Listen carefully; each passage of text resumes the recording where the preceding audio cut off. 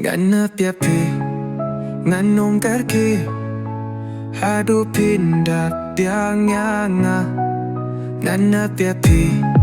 shawe ngamki hadu pindah Pdiang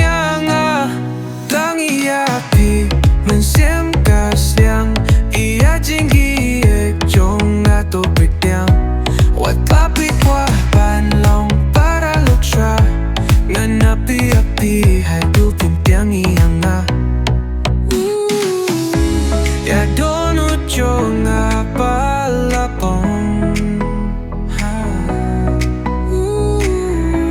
pi pendap da jingit batia nganap yapi ganong kerki hadu pindah Pdiang nganap yapi shawe ngamki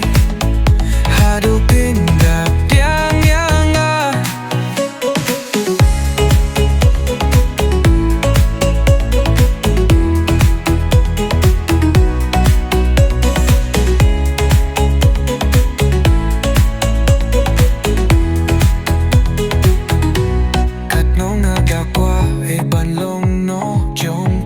namar nga dakwa iban bat kiti jongpi to di panganom I ya pi marwe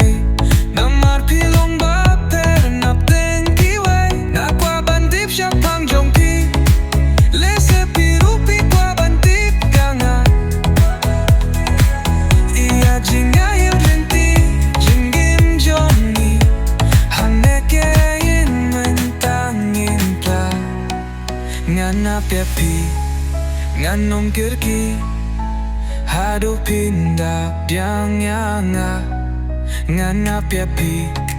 shawe ngamki hadu pindah Pdiang kumpi